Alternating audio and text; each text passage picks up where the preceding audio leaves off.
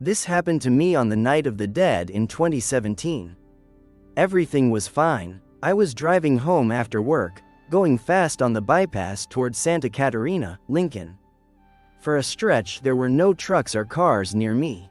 I remember going down a slope and seeing someone up ahead hitchhiking. He was waving his arms fast like he needed help. I hesitated to stop and backed up a little. I thought maybe he had bad intentions. I rolled up the windows and locked the doors.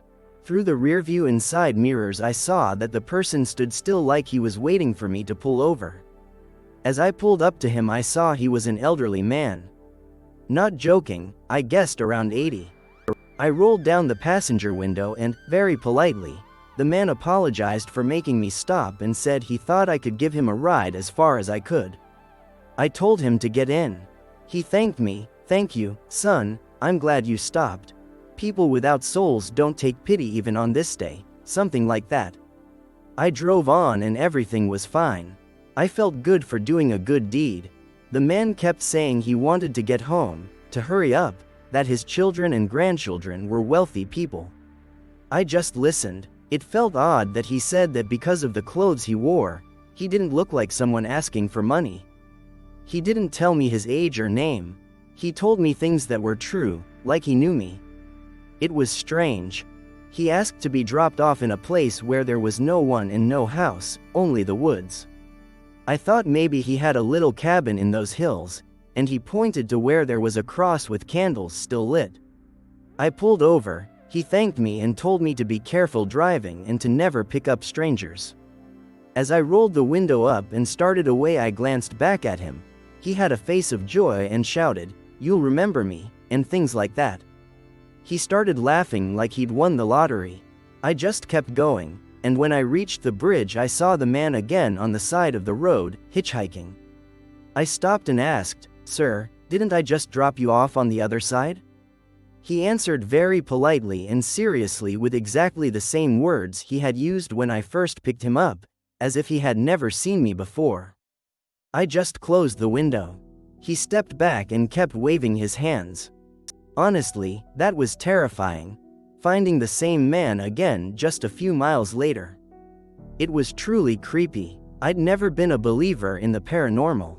I always kept myself playing video games, watching movies, reading books here and there. I'm kind of a boring person, but I was fine with that. So when I experienced that moment, the most horrible of my life, it took me completely by surprise. I don't think I was close to dying, but it's definitely the spookiest thing that ever happened to me. My family and I live spread out across rural Nevada. My parents live about 80 miles away, and I drive out to see them about once a month. One time I was coming back in my pickup. Around 10 at night I started the long drive home. To help stay awake I turned on a classic rock station. It was a dark night. If I remember right it was a new moon, so it was especially dark. This road takes you down a long straight stretch. Roads out in the middle of nowhere can be spooky or boring, but never both. About 40 minutes into the trip I suddenly saw, in the distance, what looked like a 12-year-old boy holding his hand out from the side of the road. At first it gave me a real scare. When I calmed down I wondered why a kid would be out there in the middle of nowhere. We were miles from town, so I thought maybe he needed help. I'd been driving with the window down. It was a cool night. I stopped and backed up, and then I heard his voice. "Can I get in your truck?" The boy was standing right outside the passenger side and his voice didn't sound right, like old and young at the same time. My fear only grew. I couldn't answer. He said, "Don't worry, it won't take long." I looked at his eyes. It was dark outside but I swear I couldn't see the whites, no color at all. His eyes were just black.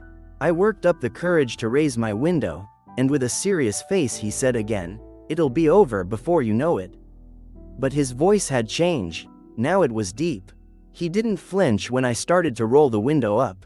I hit the gas and drove off, watching the mirrors. I thought I should see the boy behind me, but when I looked back he was gone. I drove twice as fast and when I got home I locked every door. I don't know what that night was or who, or what that child was, but I've never been so scared in my life. I grew up hearing a truly horrible story about a woman with hooves who appears on the road. I always thought it was just an urban legend, but as an adult I found out people really have reported seeing her. Many truckers have seen her multiple times and never stopped to pick her up. Hearing those real stories scared me more. I never saw her, luckily, but here's the version I always heard. Years ago there was a group of 3 men who preyed on hitchhikers. They would pick them up, kidnap them, and do terrible things. They killed many people. One night they were looking for a victim and found a young woman walking alone on a desolate road. The 3 men silently agreed she was the perfect prey. They pulled over, the passenger rolled down the window, and asked if she needed a ride. The woman was very attractive. She thanked them and accepted. They put her in the back and drove on. The 3 men kept looking at her, and one asked what she was doing out there alone. She ignored their questions. The men grew impatient, and in an awkward quiet she suddenly began to laugh and then said, "I know what you did. I know what you've been doing out here." They looked at her with fear and disbelief. The man sitting next to her noticed her feet ended in hooves. He began to scream in terror. The driver, nervous and frightened, tried to stop the car, but before he could slow down completely the woman lunged at him and pressed the accelerator, crushing his foot. The car sped and crashed into a nearby tree. The next day police found the wreck and what remained of those people. 2 of the bodies seemed crushed not by the crash but as if trampled repeatedly. The police were baffled. The 3rd man was found alive with a crushed foot and barely conscious, the driver, muttering things. Later, in the hospital, he told the story of what happened to his friends. People thought he was crazy or faking to avoid jail. They say the driver is still in a psychiatric hospital with permanent scars. Personally, I think he earned it. Beyond what kind of person that criminal was, I don't think anyone would keep their sanity after picking up the woman with hooves.